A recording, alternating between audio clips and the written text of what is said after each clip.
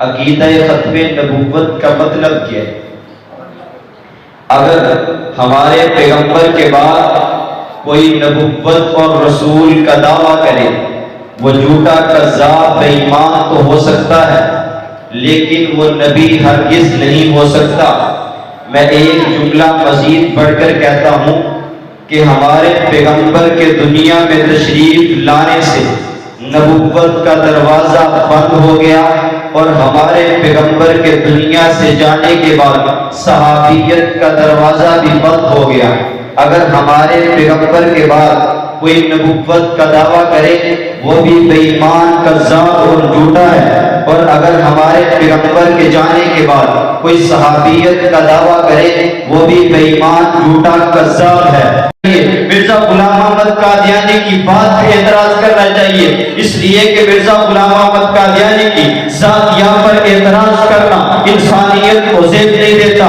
تو پھر اس دیوبند کی طرف سے ترجمانی کرتے ہوئے مولانا محمد علی جلندری رحمۃ اللہ نے اس کا جواب دیا، فرمایا کہ نانا مرزا غلام احمد قادیانی نے مولویت کا دعویٰ نہیں کیا، مرزا غلام احمد قادیانی نے نبوت کا دعویٰ کیا ہے۔ مولوی کی بات کو ماننا ضروری ہوتا ہے، مولویت کی ذات کو ماننا ضروری نہیں ہوتا۔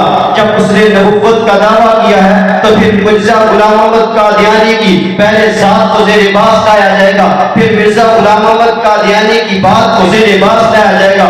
اور دلیل کے طور پر مولانا محمد علی جلندری رحمۃ اللہ علیہ نے وہ نبی کریم صلی اللہ علیہ وسلم کا پہلا خطبہ پیش کیا۔ اللہ جماعت ایسی آئی جو عقیدہ ختم نبوت کو چھیڑنے کی کوشش کی تو اس جماعت کی دستار وہ مقدس نہیں ہوگی۔ شہر قادیان سے لے کر جناب نگر تک اور جناب نگر سے لے کر لندن میں بیٹھا مرزا مسرور تک یہ بات بنا کے یہ بات کہہ رہا ہوں، اگر مرزا غلام احمد قادیانی کے ماننے والے مرزا مسرور نے دوبارہ ختم نبوت کو چھیڑنے کی کوشش کی، چاہے وہ کسی سیاسی پارٹی سے تعلق ہو، ہماری جمعیت اس کے سامنے دیوار بن آ کر آئے گی اور قادیانیت کو زمین بوجھ کر کے چھوڑے گی۔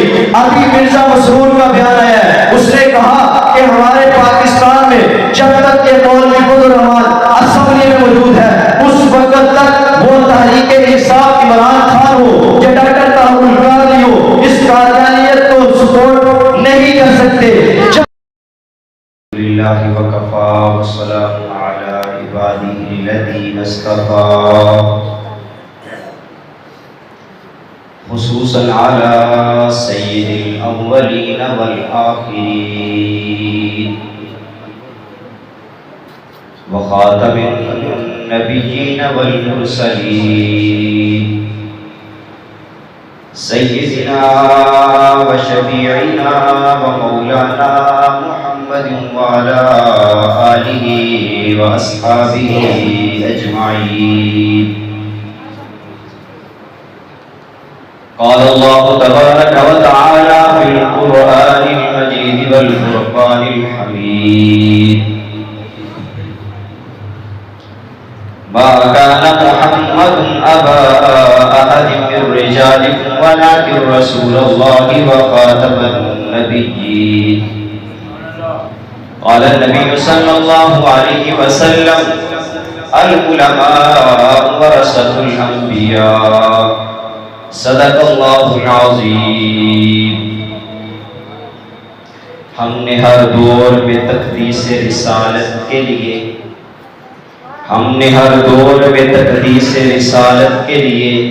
وقت کی تیز ہواؤں سے بغاوت کی ہے، توڑ کر سلسلہ رسم و سیاست کا فسوق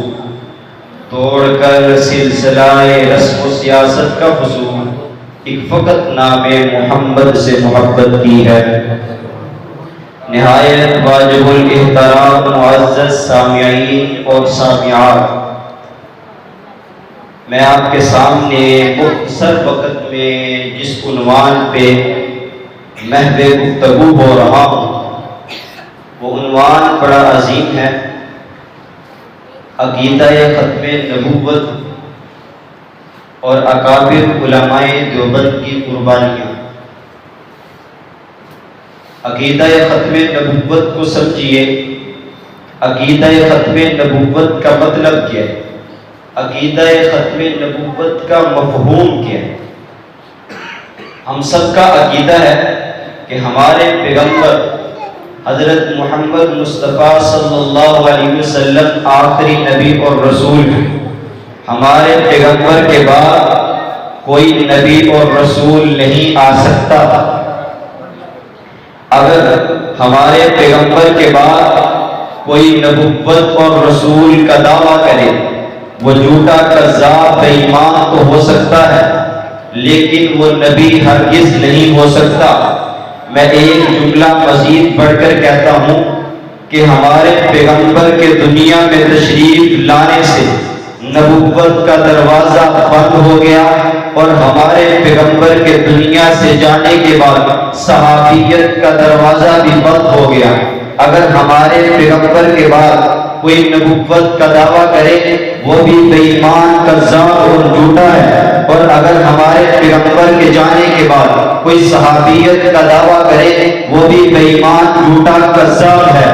ہمارے پیغمبر آخری نبی ہیں، اس پہ دلائل کئی ایک ہیں۔ قرآن کی نص دیکھیں، احادیث مبارکہ دیکھیں تو کئی ایک دلائل ہیں۔ اس پہ مفتی اعظم پاکستان مفتی محمد شفیع رحمۃ اللہ علیہ نے 300 آیات کو ایک جگہ پہ جمع کیا ہے، پوری کتاب ختم نبوت پہ مرتب کی ہے۔ میں صرف ایک دلیل آپ کی خدمت میں بیان کرنا چاہتا ہوں۔ اگر قرآن کریم کا مطالعہ کریں تو قرآن کریم کہتا ہے ما کان محمد ابا احد من رجالکم ولکن رسول اللہ و خاتم النبیین۔ خاتم کا معنی کیا ہے؟ خاتم کا معنی اگر مرزا غلام احمد قادیانی کے ماننے والے کریں تو خاتم کا معنی مہر کرتے ہیں، ہم خاتم کا معنی مہر نہیں کرتے۔ ہم کہتے ہیں یہی بات پاکستان کی نیشنل اسمبلی میں یہ بات زیر بحث آئی، کیا خاتم کا معنی مہر کرے یا خاتم کا معنی آخری کرے؟ تو اس بات پہ جب بات چلی تو ختم نبوت کا دفاع کرنے والے مفتی محمود رحمۃ اللہ علیہ نے مرزا ناصر سے نیشنل اسمبلی میں پوچھا تھا کہ یہ بتا کہ قرآن تیرے اوپر اترا ہے یا قرآن میرے اوپر اترا ہے؟ اس نے کہا نہ قرآن آپ پہ اترا ہے نہ قرآن میرے اوپر اترا ہے، قرآن حضرت محمد مصطفیٰ صلی اللہ علیہ وسلم پہ اترا ہے۔ تو حضرت مفتی صاحب نے فرمایا کہ اگر قرآن حضرت محمد پہ اترا ہے تو پھر خاتم کا معنی حضرت محمد سے پوچھ لیتے ہیں۔ اگر خاتم کا معنی وہ مہر کرے تو پھر اس کا معنی مہر لے لیں گے۔ مہر کا معنی وہ اس لیے کرتے ہیں کہ مہر لگتی چلی جائے گی تو نبوت چلی جائے گی، نبوت جو ہے چلتی چلی جائے گی۔ حضرت مفتی صاحب نے فرمایا حدیث مبارک کو دیکھیں، حدیث مبارک میں اللہ کے نبی کے مبارک الفاظ ہیں۔ فرمایا کہ انا خاتم النبیین لا نبی بعدی، میں آخری نبی ہوں، میرے بعد کوئی نبی پیدا نہیں ہو سکتا۔ تو جب ہمارے پیغمبر آخری نبی ہیں، ہمارے پیغمبر کے بعد کوئی نبی آ ہی نہیں سکتا، تو پھر مرزا غلام احمد قادیانی کا نبوت کا دعویٰ وہ جھوٹا تو ہو سکتا ہے لیکن نبوت کا دعویٰ نہیں ہو سکتا۔ ہمارے پیغمبر آخری نبی ہیں، ہمارے پیغمبر کے بعد کوئی نیا نبی نہیں آ سکتا۔ انگریز نے سازش چلی، مرزا غلام احمد قادیانی کو کھڑا کیا کہ تو نبوت کا دعویٰ کر۔ اس نے نبوت کا دعویٰ کیا، پہلے کہا میں مسیح ہوں، پھر کہا میں مہدی ہوں، اس کے بعد اس نے نبوت کا دعویٰ کیا۔ نبوت کا دعویٰ کرنے کے بعد جب ہمارے آباء علماء دیوبند میدان میں آئے، بعض لوگوں نے کہا نہیں، بہت سارے لوگوں نے کہا مرزا غلام احمد قادیانی کی ذات پہ اعتراض نہیں کرنا چاہیے، مرزا غلام احمد قادیانی کی بات پہ اعتراض کرنا چاہیے، اس لیے کہ مرزا غلام احمد قادیانی کی ذاتیہ پر اعتراض کرنا انسانیت کو زیب نہیں دیتا۔ تو پھر اس دیوبند کی طرف سے ترجمانی کرتے ہوئے مولانا محمد علی جلندری رحمۃ اللہ نے اس کا جواب دیا، فرمایا کہ نانا، مرزا غلام احمد قادیانی نے مولویت کا دعویٰ نہیں کیا، مرزا غلام احمد قادیانی نے نبوت کا دعویٰ کیا ہے۔ مولوی کی بات کو ماننا ضروری ہوتا ہے، مولویت کی ذات کو ماننا ضروری نہیں ہوتا۔ جب اس نے نبوت کا دعویٰ کیا ہے تو پھر مرزا غلام احمد قادیانی کی پہلے ذات کو زیر باس لایا جائے گا، پھر مرزا غلام احمد قادیانی کی بات کو زیر باس لایا جائے گا۔ اور دلیل کے طور پر مولانا محمد علی جلندری رحمۃ اللہ علیہ نے وہ نبی کریم صلی اللہ علیہ وسلم کا پہلا خطبہ پیش کیا۔ اللہ کے نبی نے فرمایا لبثت فیکم عمرا، آپ کے والدہ تمہارے اندر عرصہ دراز گزار چکا ہوں، تم نے مجھے کیسے پایا؟ ان وجدتمونی صادقۃ قاذبۃ، تم نے محمد کو کیسے پایا؟ مکہ والے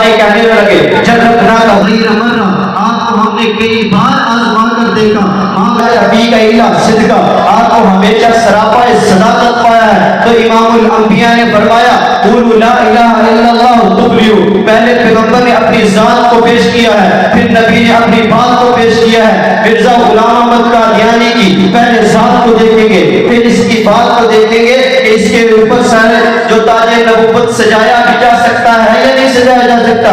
اس کو خطیب یورپ ایشیا حضرت مولانا ضیاء القاسم رحمۃ اللہ علیہ اس انداز میں سمجھاتے ہیں کہ جب سڑک پہ ٹرک چلتا ہو تو پولیس والے ٹریفک والے یہ نہیں دیکھتے ٹرک کی رفتار کیسی ہے، وہ یہ دیکھتے ہیں کہ اس کی لائٹ بھی ہے یا نہیں، وہ چلنے کے قابل بھی ہے یا نہیں۔ اگر اس کی لائٹ نہ ہو اس کا چلان ہوتا ہے۔ ہم نے مرزا غلام احمد قادیانی کو دیکھا، اس بیبان کی بھی نبوت کی لائٹ نہیں تھی، انگریز کا ایجنٹ تھا، انگریز کا ٹاؤٹ تھا، اور کئی بار یہ سو بار دن میں پیشاب کرتا تھا، زنا کرتا اور شراب پیتا، نامحرم عورتوں سے خلوت میں اپنی ٹانگیں دبواتا۔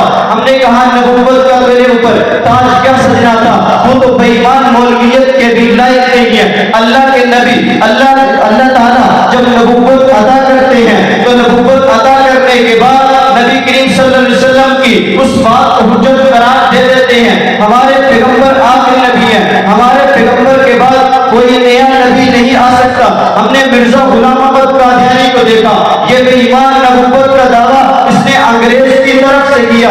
انگریز نے کہا تو نبوت کا دعویٰ کر، پھر اس نے نبوت کا دعویٰ کرتے ہوئے کہا کہ میں نبی ہوں، میری جو بیویاں ہیں وہ امہات المؤمنین ہیں، میرے جو ماننے والے ہیں وہ اصحاب ہیں، اور میرے گھر والے یہ اہل بیت ہیں۔ علماء دیوبند نے میدان میں نکلتے ہوئے فرمایا کہ یہ بے ایمان جھوٹا کذاب ہے، نبوت کا دعویٰ اس کا جھوٹا ہے۔ میں علماء دیوبند کی چند جھلکیاں آپ کے سامنے لانا چاہتا ہوں۔ جب مسئلہ میدان میں قادیانیت کا آیا تو میدان میں نکلنے والے سفیر ختم نبوت حضرت مولانا منظور احمد چلوٹی ہیں رحمت اللہ علیہ۔ گجرانوالہ کی سرزمین پہ مولانا منظور احمد چلوٹی کا ایکسیڈنٹ ہوتا ہے، ضلع ناروال میں مناظرے کے لیے پہنچنا تھا۔ ناروال کی سرزمین اس بات کی گواہ ہے کہ حضرت کا ایکسیڈنٹ ہوا، لاہور ہاسپٹل میں داخل کروا دیا گیا۔ جب ڈاکٹر گھر چلے گئے حضرت نے فرمایا کہ مجھے ایمبولینس میں بٹھاؤ، بٹھا نہیں سکتے بٹھا دو، مجھے بٹھا کے وہاں ناروال کی سرزمین پہ پہنچاؤ، اس لیے کہ میرے نبی کی نبوت کا مسئلہ ہے۔ حضرت نے وہاں سے سفر کر کے 4 گھنٹے سفر کر کے ناروال میں پہنچے، فرمایا کہ آگے ایمبولینس نہیں جا سکتی۔ حضرت نے فرمایا مجھے اسٹرکچر پر لٹکا دو، مجھے لٹا دو، لٹا کے مجھے وہاں مناظرہ گاہ پہ پہنچا دو۔ حضرت نے وہاں 2.5 گھنٹے مرزا غلام احمد قادیانی کے سینے پہ لات رکھ کے اور ان کو جواب دیا ہے، 2.5 گھنٹے مناظرہ کیا۔ گجرانوالہ کی سرزمین پہ دوبارہ ایکسیڈنٹ ہوا، چشتیاں میں جانا تھا، زخمی حالت زخمی وجود کے ساتھ ڈرائیور بھی زخمی ہے۔ تو 4 گھنٹے وہاں حضرت مولانا منظور احمد چلوٹی نے ڈرائیور کو ساتھ لیا اور چشتیاں میں جا کے 4 گھنٹے مرزا غلام احمد قادیانی سے مناظرہ کیا ہے۔ یہ ہمارے اکابر علماء دیوبند تھے کہ میدان میں نکل کر قادیانیت کو زیر زمین بوس کرنے والے اکابر علماء دیوبند تھے۔ حضرت مولانا غلام غزالی ہزاروی کو دیکھ لیجئے، حضرت فرماتے ہیں مناظرہ تھا معاصرہ کے علاقے میں، جب قادیانی آیا اللہ دیتا آیا اس کو مناظرے میں شکست دینے والے حضرت مولانا غلام ہزاروی ہیں۔ جب میدان میں جانے لگے تو بیوی نے کہا کہ ممکن ہے کہ آپ کا بیٹا زین العابدین دنیا سے چلا جائے، تڑپ رہا ہے اور موت کی کشمکش میں ہے۔ حضرت مولانا غلام ہزاروی نے جواب دیتے ہوئے فرمایا کہ میں زین العابدین کو اپنے بیٹے کو تڑپتا برداشت کر سکتا ہوں، لیکن روزے میں بیٹھے نبی کو تڑپتا برداشت نہیں کر سکتا۔ بیٹے کو چھوڑا اور اسٹیج کی طرف چل پڑے۔ ابھی اسٹیج پر نہیں پہنچے تھے، لالی اٹے میں موجود تھے، خبر ملی آپ کے بیٹے کا جنازہ اٹھا۔ فرمایا کہ جنازہ پڑھنا فرض کفایہ ہے، نبی کی نبوت کا دفاع کرنا فرض عین ہے۔ میں فرض کفایہ چھوڑ دیتا ہوں لیکن نبی کی نبوت کی جنگ میں لڑوں گا۔ یہ ہمارے اکابر علماء دیوبند تھے جنہوں نے نبی کی نبوت کا دفاع کیا۔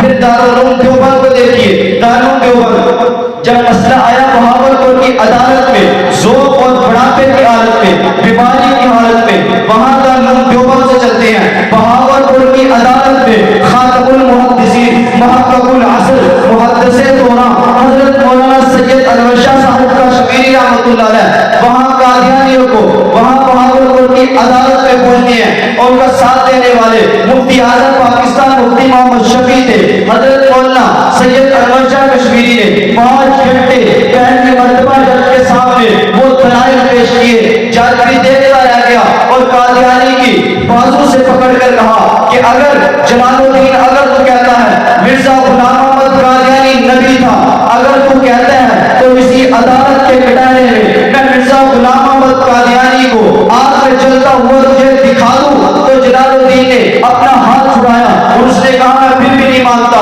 لیکن مولانا سید انور شاہ کشمیری دارالعلوم دیوبند کے شیخ الحدیث ہیں، وہاں سے چل کے بہاول پور کی عدالت میں ختم نبوت کا دفاع کیا ہے، 9 سال تک یہ کیس چلتا رہا، پھر آ کر یہ فیصلہ مسلمانوں کے حق میں ہوا۔ علامہ سید انور شاہ کشمیری نے کہا اگر میں دنیا سے چلا گیا یہ فیصلہ میری قبر پہ آ کے پڑھنا ہے، وہ فیصلہ جب فیصلہ ہوا تو اس فیصلے کو علامہ انور شاہ کشمیری کی قبر پہ پڑھا گیا۔ یہ قربانیاں دینے والے اکابر علماء دیوبند تھے، لیکن جب مرزا غلام احمد قادیانی کے ماننے والے جب تحریری میدان میں اترے تو تحریری میدان میں اترے اس کا جواب دینے والے کتاب کی صورت میں علامہ سید انور شاہ کشمیری ہیں کہ جس نے کتاب کی صورت میں ان کا جواب دیا ہے۔ مرزا غلام احمد قادیانی نے یہ شہر لدھیانہ میں جب نبوت کا دعویٰ کیا تو سب سے پہلے اس کے کفر کا فتویٰ دینے والے، اس کی تکفیر کی مہم چلانے والے اکابر علماء دیوبند تھے۔ لدھیانہ کے علماء نے سب سے پہلے 1884 میں اس کے کفر کا فتویٰ جاری کیا، اور اس کفر کا فتویٰ جاری کرنے والے مولانا محمد لدھیانوی تھے، مولانا عبدالعزیز لدھیانوی تھے، مولانا عبداللہ لدھیانوی تھے۔ مولانا عبداللہ لدھیانوی دارالعلوم دیوبند کے پہلے شیخ الحدیث، پہلے استاد حضرت مولانا شیخ الہند مفتی محمود حسن دیوبندی رحمۃ اللہ علیہ کے شاگرد رشید ہیں۔ اسی طرح سید حسین مدنی رحمۃ اللہ علیہ کے شاگرد رشید ہیں۔ مولانا اسماعیل لدھیانوی، ان 4 علماء نے اس کے کفر کا سب سے پہلے فتویٰ جاری کیا۔ وہی فتویٰ جب دارالعلوم دیوبند کے کتب خانہ اعزازیہ میں پہنچا، وہاں ضابطہ اس فتوے کو مرتب کر کے دنیا کے سامنے شائع کیا گیا، تو قادیانی کے کفر کا فتویٰ دینے والے سب سے پہلے اکابر علماء دیوبند تھے کہ جنہوں نے ان کے کفر کا فتویٰ دیا تھا۔ پھر اس کے بعد جو فتاویٰ قادریہ کے نام سے کتاب چھپی، اس کتاب کو پھر 1890 میں دوبارہ شائع کیا گیا۔ یہی خاندان لدھیانوی ہیں، ان خاندان نے جنگ آزادی میں شرکت کی ہے، تو قربانیاں دینے والے ہمارے اکابر تھے، ہمارے بزرگ تھے، انہوں نے قربانیاں دے کے یہ بتا دیا کہ ختم نبوت کے محافظ بھی ہم ہیں، ختم نبوت کا دفاع کرنے والے بھی ہم ہیں۔ ختم نبوت کا دفاع کرنے کے لیے جب 1884 میں پہلے فتویٰ دیا، پھر 1890 میں سب سے پہلے کتاب کو شائع کیا گیا، پھر اس کے بعد 1953 میں ختم نبوت کا دفاع کرنے والے، ختم نبوت کی قیادت کرنے والے اکابر علماء دیوبند تھے۔ پھر یہ تحریک چلتی آئی، چلتے چلتے پھر یہ تحریک 1974 کو پہنچی۔ 1974 کی تحریک ختم نبوت کی جو قیادت کر رہے تھے سپاہ سالار تھے، حضرت مولانا یوسف بنوری تھے کہ جنہوں نے اس ختم نبوت کی تحریک کا ایک تحریک کی سربراہی کی ہے۔ اس تحریک میں چلتے ہوئے یہ تحریک جب پارلیمنٹ میں پہنچتی ہے، اسمبلی میں پہنچتی ہے، وہاں مد مقابل میں قادیانی ہے، اور مقابلے میں آنے والا حضرت قائد جمعیت حضرت مولانا مفتی محمود رحمۃ اللہ علیہ، انہوں نے یہ ثابت کیا۔ 7-9 دن تک یہ بات چلتی رہی، بالآخر قادیانی 1974 کی یہ قرارداد پیش ہوئی، اور قرارداد کے نتیجے میں قادیانیت کو کافر کرا دیا گیا۔ آخری بات میں ختم کر رہا ہوں، اس دور میں جب فتنہ دوبارہ قادیانیوں نے تحریک انصاف کی صورت میں پیش کیا، جب تحریک انصاف کے پریزیڈنٹ آف ایجوکیشن سابق جو ہے وزیر تعلیم شفقت محمود نے ان لیگ کی انوشا رحمان نے ختم نبوت کے خلاف پیش کیا، اس کے مقابلے میں آنے والے قائد جمعیت قائد انقلاب حضرت مولانا عبدالرحمان صاحب تھے کہ جنہوں نے ان کا مقابلہ کر کے ختم نبوت کے بل کو مسترد کروایا ہے۔ پھر یہاں تک نہیں، نون لیگ سے انوشا رحمان کو بھی پارٹی سے نکلوا دیا۔